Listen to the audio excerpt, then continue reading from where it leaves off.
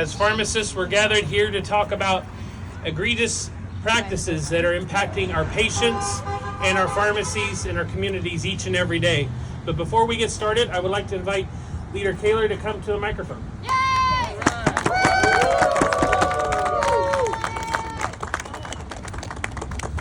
Thank you very much, Garth, and welcome, pharmacists. We appreciate you.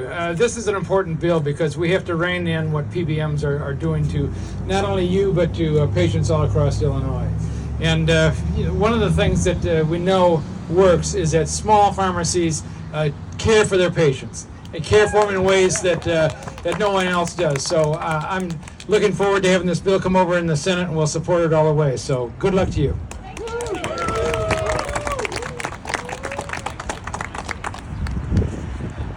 Thank you very much, Senator.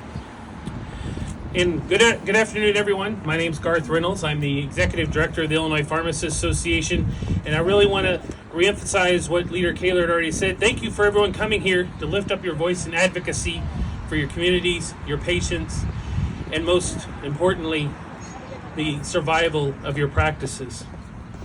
The days of PBMs and their scamming ways are now numbered. From coast to coast, our states are standing up for our patients, advocating for the survival of our profession.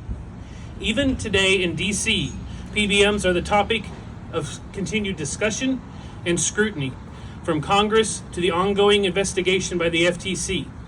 The manipulative actions of PBMs are coming more and more to light.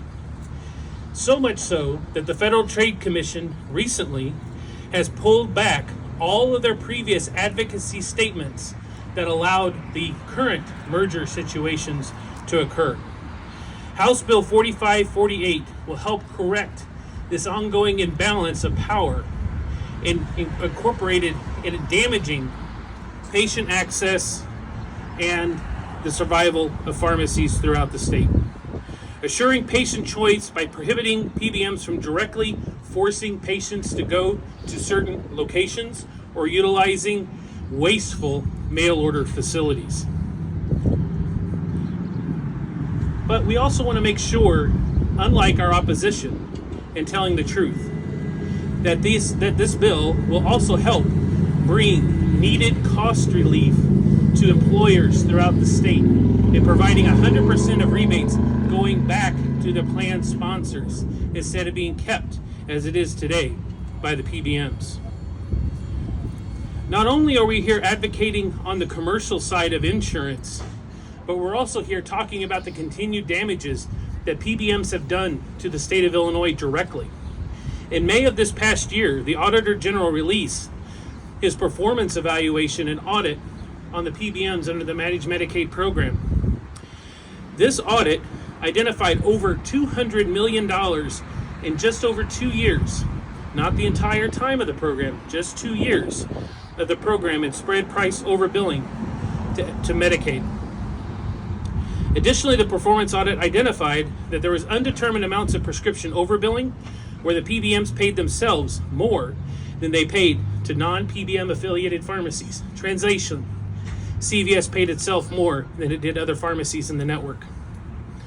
The report recommended several revisions and actually making sure that HFS does its job in providing proper oversight.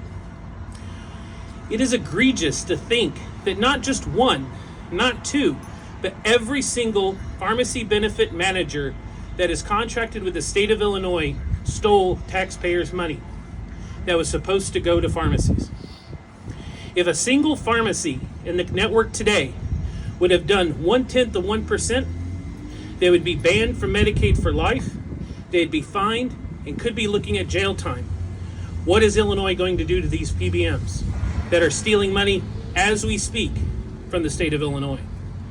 Our patients' safety is at risk if these continued practices are allowed to stand. We're simply asking for the General Assembly to make these needed changes to protect our patients, save our communities, and preserve patients' right of access of care to their pharmacist. Thank you.